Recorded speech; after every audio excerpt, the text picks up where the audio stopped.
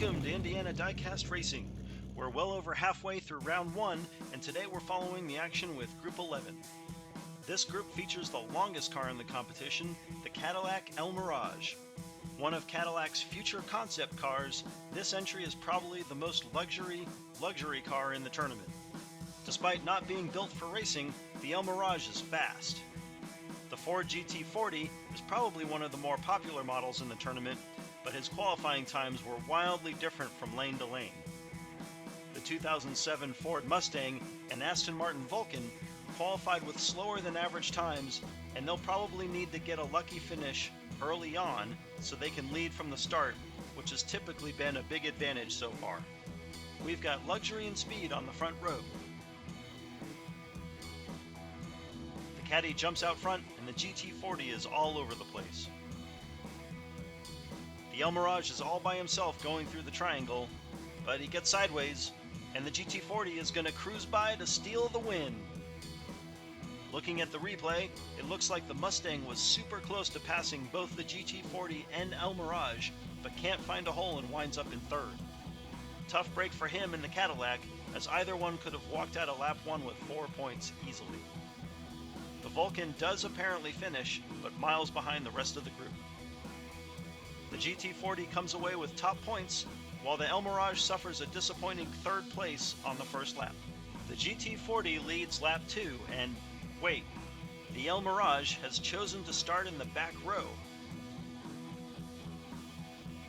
The El Mirage is right behind the GT40 as they hit the triangle. The El Mirage gives him a nudge out of the way and makes the pass for the win. The Ford tried to block, and the El Mirage executed a flawless crossover move on the final straightaway. Once again, the Mustang was nipping at their heels, but couldn't quite catch the leaders.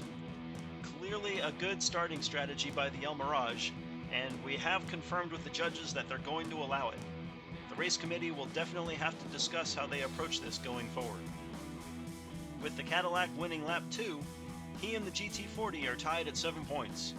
The Mustang is 3 points behind and will need a strong second half. The Vulcan failed to finish that lap and is all but eliminated at this point.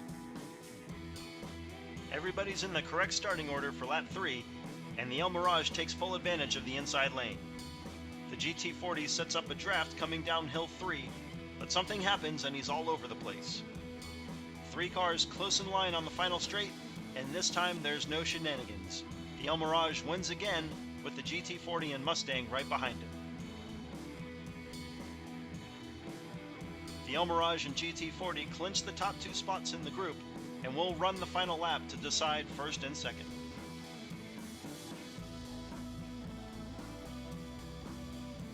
It takes till turn 2 for the El Mirage to pull ahead of the GT40. The GT40 with a great inside pass and nearly puts the Cadillac off the track.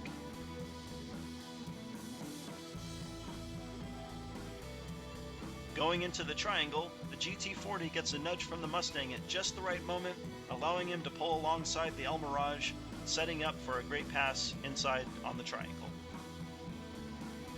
Wow, the Vulcan with his only move in 4 laps comes out of nowhere, bumps the El Mirage over the line, and sneaks in to take third. The GT40 will tie the El Mirage in points, but finish second on the qualifying tiebreaker. The points definitely don't show how close the Mustang actually was to winning several of those laps, but unfortunately for him, there's no bonus points for almost winning. Support a local library. If you've enjoyed the racing so far and would like the chance to see your own cars hit our track, I'd like to invite you to participate in the Westfield 500. Our next event is supporting the Westfield Washington Library here in Westfield, Indiana. For a suggested donation of $5 per entry, you can submit an unlimited number of your stock or unmodified cars. All proceeds will be donated to the library, and entries must be received by July 1st of this year. Racing will occur throughout the month of July, and videos will be posted here. This has been Jim D. with Indiana Diecast Racing. Check in again soon for more Round 1 action.